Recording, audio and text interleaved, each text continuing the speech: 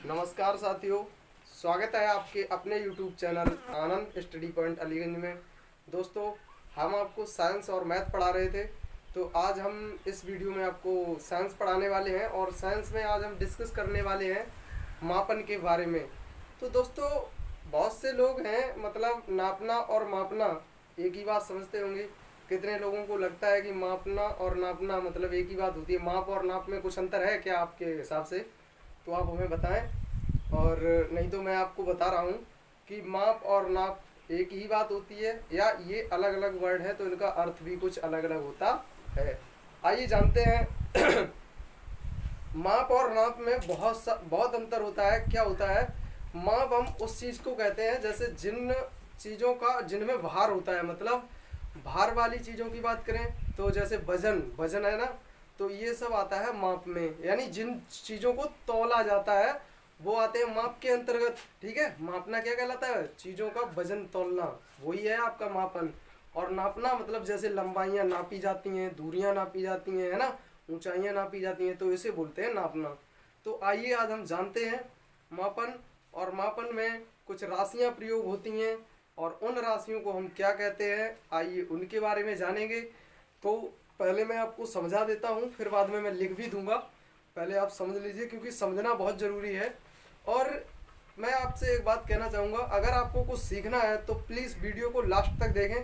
आप बीच में वीडियो देख करके मतलब कट ना करें और पूरी वीडियो देखें, तभी कुछ समझ में आएगा। अन्यथा आप उतना नहीं समझ पाएंगे जितना आपको चाहिए होगा। ठीक है दोस्तों, तो अब मैं शुरू कर रहा हूँ। तो देखिए, मापन में कुछ राशियों का प्रयोग होता है। उन राशियों को, उसमें से मूल राशियाँ सबसे पहले आती हैं। तो मूल राशियाँ क्या होती हैं?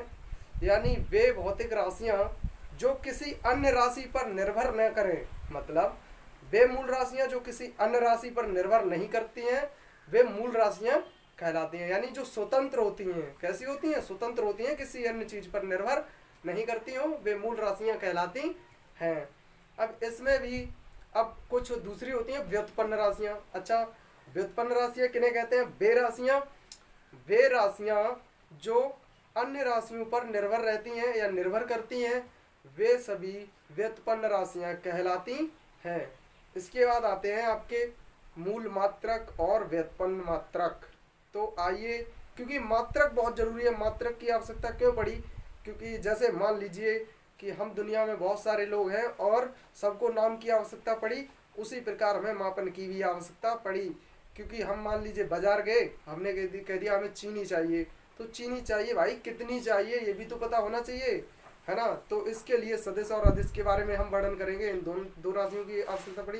पहले हम आपको बता देते हैं मूल मात्रक किसे कहते हैं और व्युत्पन्न मात्रक किसे कहते हैं। तो मूल मात्रक क्या होते हैं? वे मात्रक जो मूल राशियों के, या सीधा सा ऐसा ऐसा कर लो कि मूल राशियों के मात्रक मूल मात्रक कहलाते हैं। सिंपल सी एक लाइन में खत्म हो जाएगी परिभाषा। क्या? मूल राशियों के मात्रक मूल मात्रक कहलाते हैं। या अब दूसरे व्युत्पन्न मात्रक क्या होते हैं? मतलब जो मूल राशियों से व्युत्पन्न राशियां उत्पन्न होती है ना, यानी व्युत्पन्न राशियों के मात्रक व्युत्पन्न मात्रक कहलाते हैं। यानी व्युत्पन्न राशियों के मात्रक व्युत्पन्न मात्रक कहलाते हैं। आइए हम लिख देते हैं मूल राशियां। और वो मूल राशियां मुख्यतः होती कौन सी है मैं बता दूं आपको।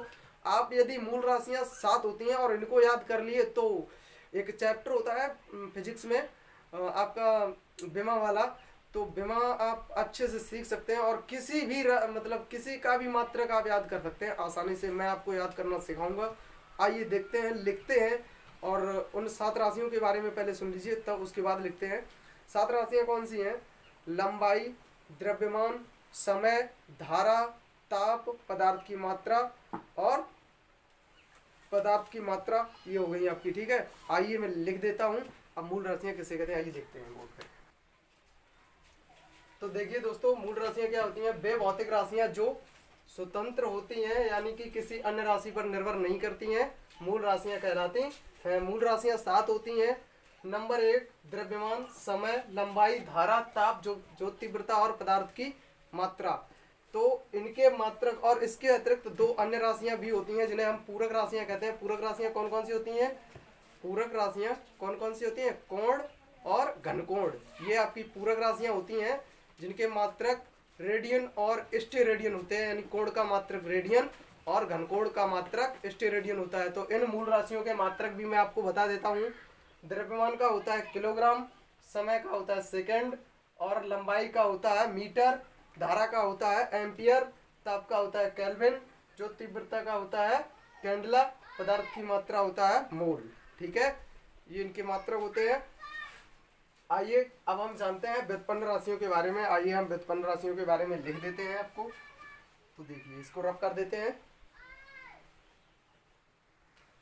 तो दोस्तों, व्युत्पन्न राशियां क्या होती हैं? वे राशियां जो मूल राशियों पर निर्भर करती हैं व्युत्पन्न राशियां कहलाती हैं, यानी कि किसी अन्य राशि पर निर्भर रहने वाली राशियों को हम व्युत्पन्न राशियां कहते हैं। जैसे वेग, त्वरण, संवेग आदि। तो वेग हम किसको कहते हैं? वेग किसको कहते हैं?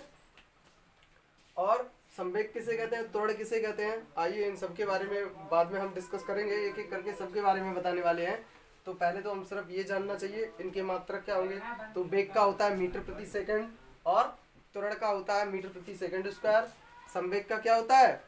संवेग का होता है किलोग्राम मीटर प्रति सेकंड होता है। ठीक है, तो आइए इसको रफ करते हैं और इसके बाद हम जानते हैं सदिश और अदिश राशियों के बारे में। आइए देखते हैं दोस्तों, अब हम जानेंगे सदिश राशियों और अदिश राशियों के बारे में। सदिश राशियां किसे कहते हैं और अदिश राशियां किसे कहते हैं?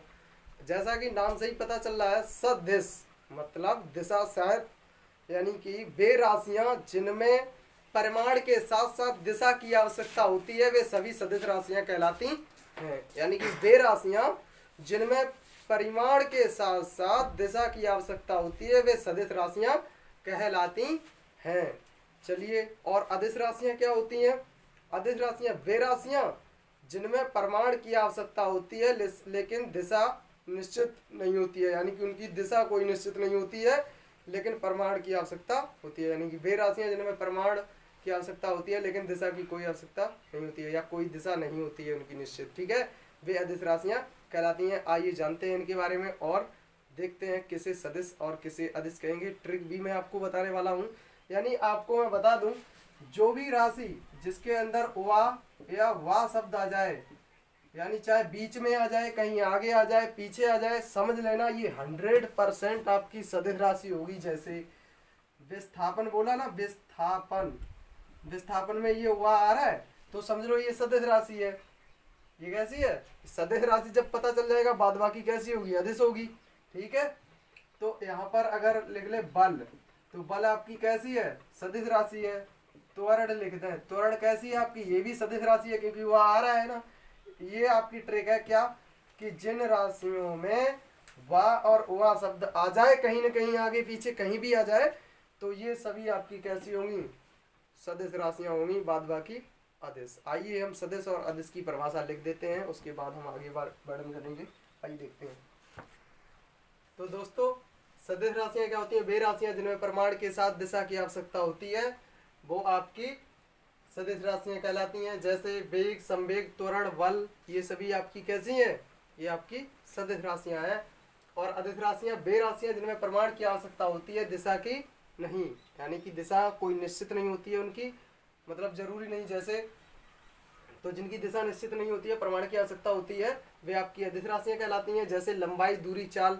तो जैसे कि बता दूं आपको, यहाँ पर अगर बल की बात करें कि बल लग रहा है इतने न्यूटन का, मान लीजिए 10 न्यूटन का बल लग रहा है, तो 10 न्यूटन का बल लग रहा है तो किधर लग रहा है? या तो इस दिशा में लग रहा होगा, या इधर या इधर या इधर, मतलब एक दिशा निश्चित कर दी जाएगी कि इस दिशा में इतने का बल लग रहा होता है। ठीक है, लेकिन यहाँ लंबाई कोई पता नहीं, लंबाई हम इधर नाप लें उधर नाप लें, वो तो एक अलग चीज होगी। ठीक है, दूरी इधर की वो दूरी, उधर की दूरी तो दूरी है।